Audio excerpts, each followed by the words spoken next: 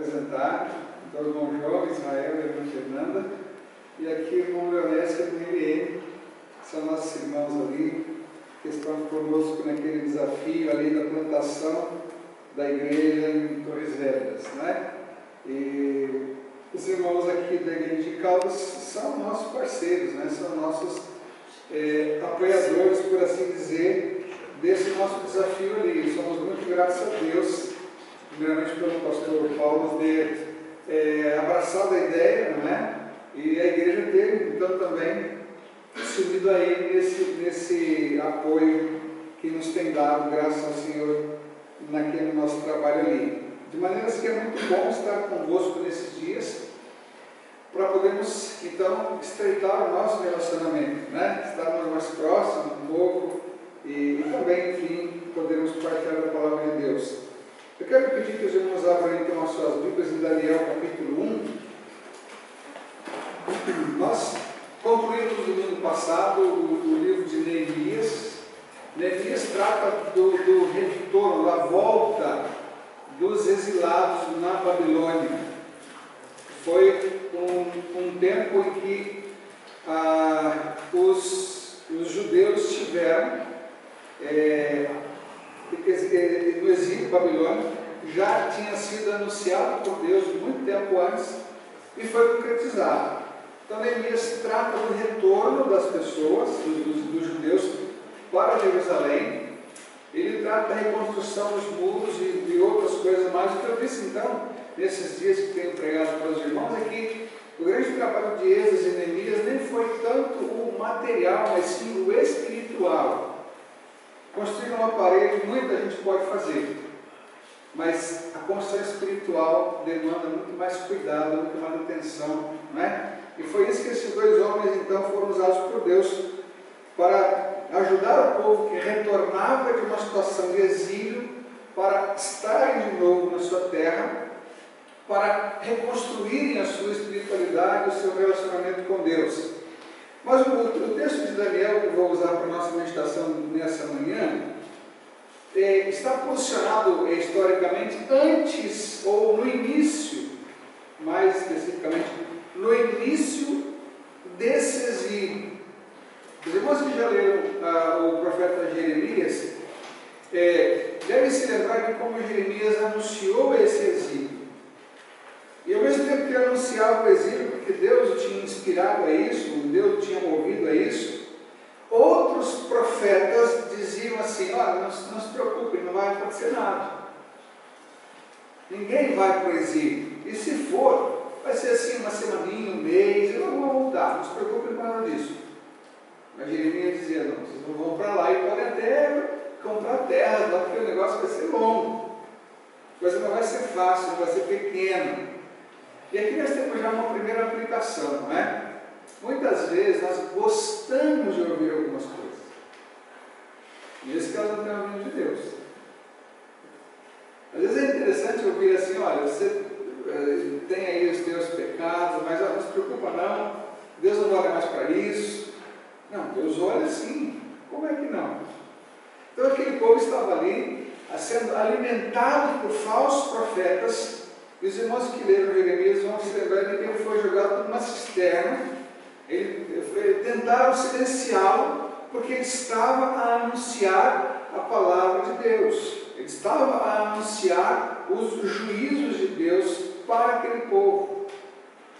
E aquele povo foi para o exílio porque desobedeceu a Deus, porque decidiu trilhar caminhos diferentes daqueles que Deus havia preparado para eles. E nós gostamos muito de ler as promessas de Deus, não é? Olha que maravilha, Deus disse que vai acontecer isso, vai acontecer, é uma bênção para mim. Mas o exílio, ele também disse que iria acontecer, e aconteceu. Daniel, então, está nessa primeira leva aqui dos judeus. Eu quero ler então o texto. Vamos ler então Daniel capítulo 1, versos de 1 a 8, que diz assim: no terceiro ano do reinado de Joaquim, rei de Judá, Nabucodonosor, rei da Babilônia, veio a Jerusalém e a sitiou. O Senhor entregou nas suas mãos Joaquim, rei de Judá, e parte dos utensílios do templo de Deus, ele os levou para a sua terra, para a terra de Sinar, para o templo do seu Deus, e os pôs na casa do tesouro do seu Deus. Então o rei disse a Aspenaz, chefe dos seus oficiais, que trouxesse alguns dos israelitas da família real e dos nobres, jovens sem defeito algum, de boa aparência, dotados de sabedoria, inteligência e instrução, e com capacidade para servir no palácio do rei. E disse-lhe que lhes ensinasse a cultura e a língua dos babilônios. O rei lhes determinou a porção diária das iguarias do rei e do vinho que ele bebia, e que assim fossem alimentados por 3 anos, para que no fim destes pudessem servir diante do rei. Entre eles se achavam alguns vindos de Judá: Daniel, Ananias, Misael e Azarias. O chefe dos oficiais lhes deu outros nomes: a Daniel, o de Beltesazar, a Ananias, o de Sadraque, a Misael, o de Mesaque, e a Azarias, o de Abdenego. Porém, Daniel decidiu não se contaminar com a porção das iguarias do rei, nem com o vinho que ele bebia. Então pediu permissão ao chefe dos oficiais para não se contaminar. Vamos orar mais uma vez. Pai Santo, que tu abençoes agora essa palavra, que tu possas falar aos nossos corações, e que possamos ouvir, possamos aprender, para que possamos também pôr em prática. Eu te agradeço pelos irmãos que estão aqui, ó Deus. Fala então aos nossos corações. É a oração que te faço em nome de Jesus. Amém. Amém. Eu quero pensar com os irmãos sobre o tema discipulado radical. É interessante falar sobre o discipulado usando um texto do Antigo Testamento, mas é perfeitamente possível, porque nós entendemos que o compromisso com o Senhor está aqui presente nesse texto também. Eu começo dizendo que a vida cristã é o encontro com o Senhor da vida, o compromisso de entrega e continuar a entregar a vida a Ele constantemente. É a base dessa nossa vida cristã, não é? É o compromisso de se desviar de todos os supostos caminhos que não sejam o caminho, a verdade e a vida, ou seja, Jesus Cristo. Essa é a base do discipulado radical. O discípulo que assume como seu mestre o compromisso de segui-lo, de andar com ele e de servi-lo, não importa o que aconteça.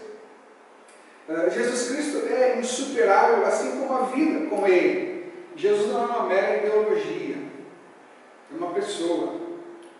Isso é muito importante nós termos em mente. Nós não seguimos uma ideologia, nós seguimos uma pessoa. Nós seguimos uma pessoa que molda a nossa vida, molda o nosso viver diário com Ele, né? E se vivermos com Cristo e para Cristo, de fato viveremos e não apenas passaremos pela vida. Eu dou aqui um testemunho pessoal, peço licença para os irmãos. Estou agora com 55 anos recém-completados, né? Me converti aos 15 anos. E desde então tenho buscado seguir a Jesus Cristo, tenho buscado viver a minha vida pautada nos caminhos do Senhor. E eu não tenho nenhum motivo de arrependimento, nenhum. A minha juventude foi dedicada ao Senhor Jesus, eu amei a minha juventude, né? Foi assim, intensa, foi maravilhosa. A minha vida adulta foi dedicada ao Senhor Jesus e também foi muito boa. Estou agora entrando na meia-idade. Também tem sido muito bom.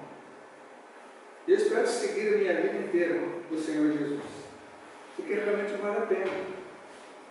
Porque, por mais que todos nós sejamos pecadores e falhos, o Senhor nos molda dia a dia e aperfeiçoa o nosso caráter, né? Agora, olhando para Daniel, que viveu aproximadamente 600 anos, um pouco mais antes de Cristo, nós vamos observar uma situação em que também honrou aquele Deus que era o Deus dele. O texto nos fala que Nabucodonosor tomou artefatos do templo e levou para do templo de Jerusalém, que levou para o templo do seu Deus. Veja que interessante, o Deus do povo vencido era considerado fraco e também vencido. Às vezes nós olhamos para o Velho Testamento e temos tantas guerras no alto do nosso 21º século, nós pensamos assim, mas por que tinha tanta guerra no Velho Testamento? Por que Deus abençoava o povo na guerra? E aqui está a resposta. Porque numa guerra entendia-se que os deuses desses exércitos estavam a lutar. E o Deus que vencia era o Deus maior. É curioso isso, mas era uma forma de fazer, de anunciar o Deus de Israel através das suas vitórias. Mas aqui, o templo foi saqueado, por assim dizer, e os instrumentos, os utensílios do templo foram levados para o templo de um outro Deus. Será que Deus tinha sido vencido? Na ideia dos babilônios, talvez sim. Mas para Daniel, não. Para Daniel, o seu Deus continuava o mesmo Deus. Porque, ao fim e ao cabo, Deus mesmo que permitiu que isso acontecesse, não é? Esses jovens, então, foram levados também para o palácio do rei, e ali eles foram instruídos na cultura babilônica. Os comentadores dizem que o conteúdo desse aprendizado poderia ser astrologia, poderia ser o politeísmo babilônico, poderia ser a matemática e até mesmo a fabricação de vidro. E o desafio para aqueles jovens, diante desse novo cenário, era manter firme o seu conhecimento no Deus verdadeiro e não se deixar levar por nenhum novo ensinamento que viesse comprometer aquele seu compromisso com o seu Deus. Quando eu olho para esse texto, eu penso assim, né? Imagine estar num lugar onde ninguém nos conhecia, onde ninguém poderia nos cobrar nada. Isso não parece ser uma liberdade muito grande? Não tenho os olhos dos pais, não tenho os olhos dos líderes, eu posso fazer o que eu quiser, não é? E sabe o que Daniel e os seus amigos fizeram? Eles podiam ter feito o que quisessem, e na verdade o fizeram, porque sabiam muito bem o que queriam. E esse é o segredo. Quando eu sei o que eu quero, não importa quem está ou quem não está a me observar, porque eu sei que eu estou sob os olhos de Deus sempre. Eles podiam ter tido uma vida completamente desregrada, se quisessem, porque me parece que na verdade muitos jovens querem isso. Mas ao fim e ao cabo, eles não queriam isso. Eles queriam continuar firmes no seu compromisso com o seu Deus. Eles tinham já assumido esse compromisso mesmo antes de virem para cá, não é? E é interessante, irmãos, que o censor moral não estava fora, mas dentro. O censor moral não era o pastor, o censor moral não era o pai ou a mãe. O censor moral era o Espírito, era o Senhor que estava a dirigir a vida deles. Então, não importa onde eu esteja e qual seja a pseudo-liberdade que se me apresenta, o que eu tenho dentro de mim é que vai me dirigir nesses momentos. Nós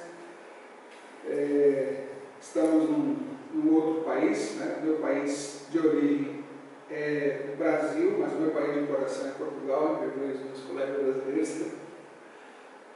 Mas muitos brasileiros chegam cá, e muitos outros imigrantes chegam cá ou em qualquer outro país, e me parece que sentem essa liberdade. Não é raro nós encontrarmos pessoas que saíram dos seus países de origem, foram para um outro país, e desse outro país começam a ter uma vida desregrada.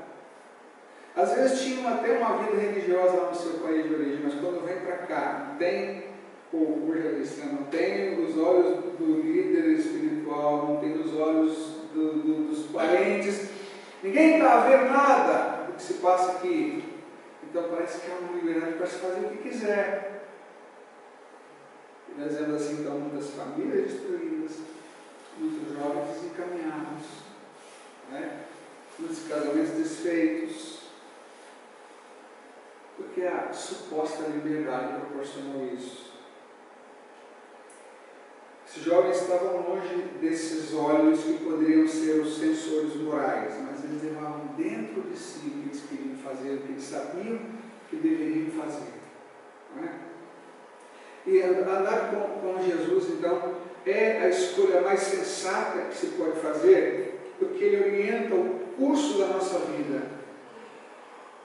E nós não precisaremos ficar em dúvida entre uma escolha e outra, porque já teremos a escolha feita dentro de nós. Agora, voltando para o texto, eu quero me ater aqui em dois pontos que eu achei muito importante nesse texto.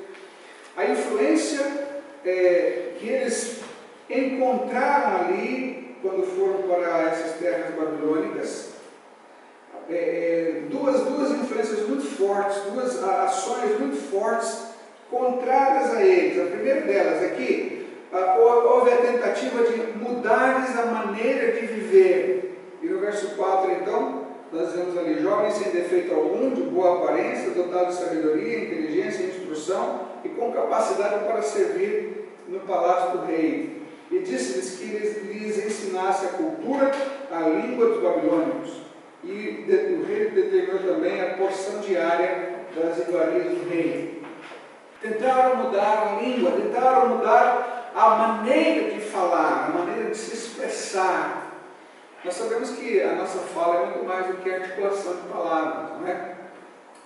Nós falamos aquilo que pensamos, nós colocamos para fora aquilo que está na nossa mente, situações que nós absorvemos, todo o conhecimento que nós construímos, tudo que nós recebemos está aqui na nossa mente e, sim, influencia a nossa maneira de falar.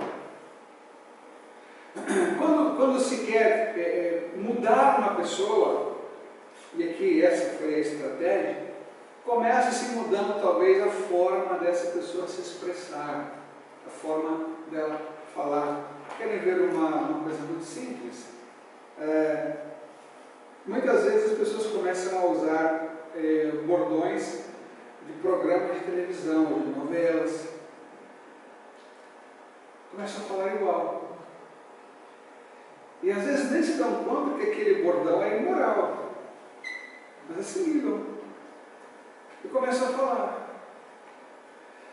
Começam a falar e pensam, então, isso não tem problema nenhum, e vão falando, e vão ouvindo outro bordão. Então, no meio da conversa com os amigos também, surge ali um calão e também se fala, surge ali uma piada imoral e também se fala, surge uma conversa que não edifica, mas também se entra nessa conversa, e essas coisas vão entrando no cotidiano. E é uma forma de mudar a maneira de viver. Claro que o oposto também é verdadeiro, não é? Quando uma pessoa se converte a Jesus Cristo, ela tem também a sua linguagem transformada. O primeiro pastor da minha adolescência que me marcou mais, que hoje está com o Senhor, ele vivia numa das comunidades do Rio de Janeiro, no Brasil, e se converteu aos 15 anos também, mas tinha um linguajar deplorável. Para cada 10 palavras, 11 eram uma palavra feia, era um calão. E ele se converteu e ingressou numa igreja batista lá no Rio de Janeiro. E quando ia falar com as irmãs e com os irmãos, ele falava como se estivesse na comunidade. Então a fala dele doía nos ouvidos dos irmãos. Mas uma irmã teve muita paciência com ele e disse: olha, irmão, ore para Deus transformar a sua linguagem. Estamos aqui para te apoiar, mas ore para Deus transformar a sua linguagem. E Deus foi fazendo isso, e demorou muito tempo. Ele tinha abandonado aquela maneira de falar. Assim como o Senhor muda a nossa linguagem, a sociedade sem Deus também quer mudar a nossa linguagem, quer mudar a nossa maneira de viver. Mudando a linguagem, mudando também os costumes, não é? Eles ali deveriam assimilar outros costumes, deveriam comer outras comidas. A intenção ali era realmente moldá-los conforme a vida babilônica. O irmão Daniel leu aqui o texto de Romanos 1, né? A intenção do Espírito Santo, Romanos 12, desculpa, a intenção do Espírito Santo é moldar a nossa mente conforme a vontade de Deus. Irmãos, preciso que nós tenhamos isso claro, né? Há uma luta pela nossa mente. A nossa mente é um território precioso e é uma luta por ela. Assim como o Espírito Santo pode, quer e de fato faz, quando nós permitimos, domina a nossa mente, nos purifica e nos leva a crescermos cada vez mais, o inimigo também usa as suas artimanhas para encher a nossa mente com tudo aquilo que não presta e que não agrada a Deus. Essa era a tentativa. Mudar também os princípios, aqueles princípios que eles aprenderam lá com os seus líderes espirituais, agora foram postos à prova. Por quê? Os princípios ali eram diferentes, não era o mesmo Deus que era adorado, não era o mesmo modo de vida que era ensinado. Então, seus princípios também foram postos à prova. E a nossa maneira de viver está baseada na nossa cosmovisão, na forma como nós vemos o mundo e como nós nos vemos no mundo, na forma como nós funcionamos no mundo. E isso depende da base que nós temos. Então, os nossos princípios, os nossos valores, a fé em vida com Jesus Cristo, isso tudo influencia a nossa maneira de viver. E é muito importante que nós tenhamos isso em mente, não é? A nossa maneira de viver como discípulos de Jesus Cristo não é a maneira de todos aqueles que estão ao nosso redor. No trabalho, na vizinhança, às vezes na própria família, na escola, não é? Às vezes nós vamos nos sentir acuados porque a nossa maneira de viver o Evangelho de Cristo pode chocar muitas pessoas. Quando nós começamos a apresentar os nossos princípios, aquilo em que cremos e a forma como entendemos que devemos viver, muitas pessoas pensam que nós somos extraterrestres.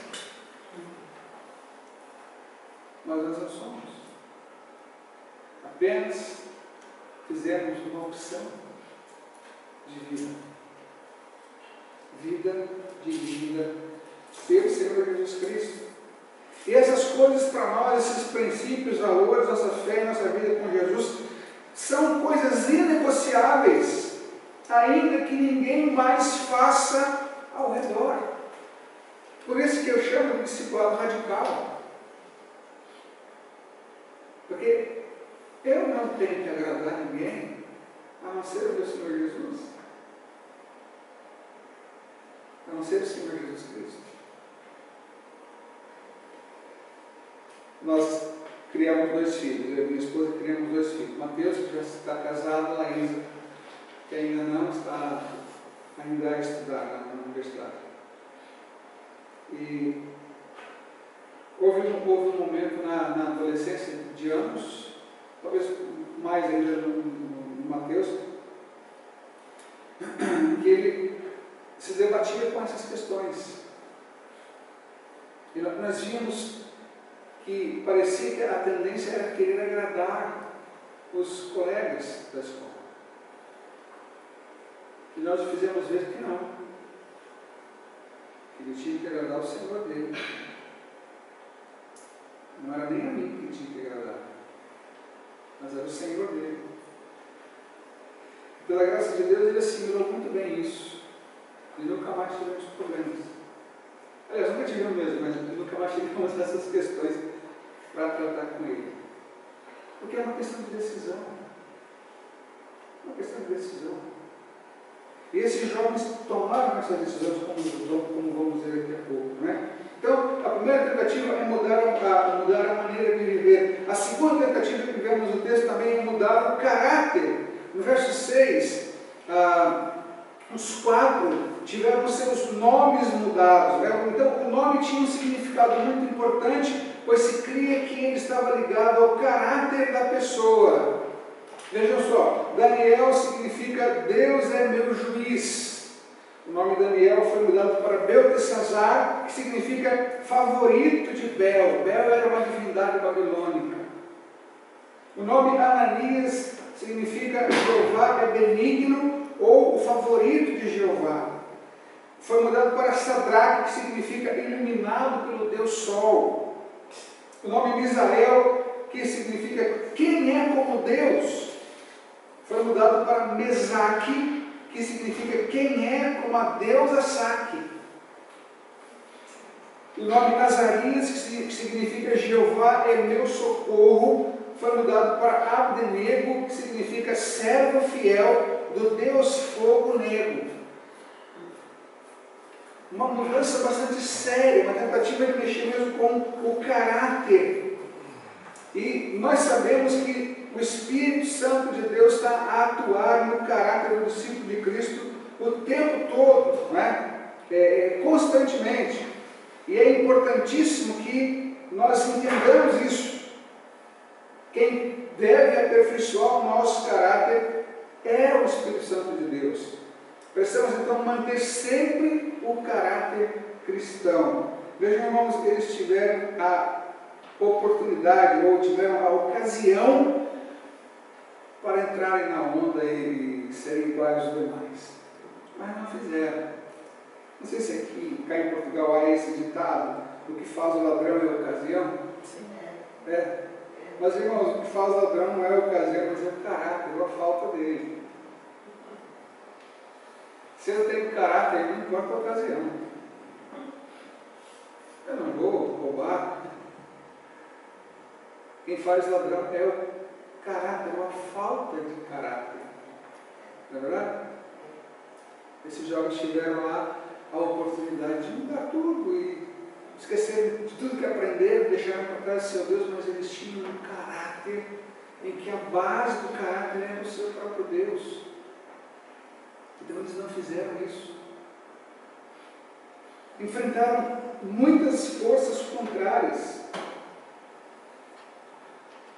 mas decidiram que não iriam se tornar impuros, que não iriam se contaminar. Então, quando acontece ali a chegada e a proposta de terem a sua alimentação segundo aquilo que o próprio rei comia, ou que ele determinou que fosse, e esses alimentos sempre eram consagrados às divindades, né? E comer esses alimentos os tornariam culpados de adoração idólatra. Então eles disseram: não queremos. Não queremos. E eles então não deixaram de adorar e servir ao Deus único e verdadeiro. E dois episódios importantíssimos acontecem também na vida desses quatro jovens. O primeiro em Daniel 3,14, que é o episódio da fornalha, em que os três amigos de Daniel, porque não quiseram se prostrar diante da estátua do rei, foram lançados na fornalha de fogo ardente. E há uma frase que eles disseram nesse texto de irmãos Paulo que é fantástica. Eles disseram assim: ó rei, nós não vamos nos dobrar diante dessa estátua. E se tivermos que ir para a fornalha de fogo ardente, o Senhor Deus vai nos livrar. Mas se Ele não nos livrar, ainda assim nós não vamos dobrar. Sabe o que isso ensina, irmãos? Que eles não queriam a bênção somente. Eles queriam o Deus da bênção. Se Deus os abençoasse, seria muito bom. Mas se Deus não os abençoasse, eles continuariam firmes. Porque o que está em questão não é a bênção. O que está em questão é a confiança e a dedicação, Senhor. A bênção pode vir, pode não vir. Mas Deus continuará mesmo. Não é? Ontem, sobre o falecimento de uma ex-ovelha lá no Brasil, que lutou bastante, a vida inteira, lutou muito. e finalmente foi fazer uma cirurgia no hospital e acabou por se contaminar com Covid. E havia muita gente a orar por ela, muita gente a orar por ela, esperando sim que Deus a abençoasse. Como não? Se vamos orar, nós temos a esperança que Deus vai abençoar. Mas ela não foi curada, ela morreu. Eu penso assim, né? Podemos pensar, olha, então Deus não a abençoou. Mas quem disse que não? Quem disse que não? Deus abençoou sim. Talvez não como nós esperávamos a cura.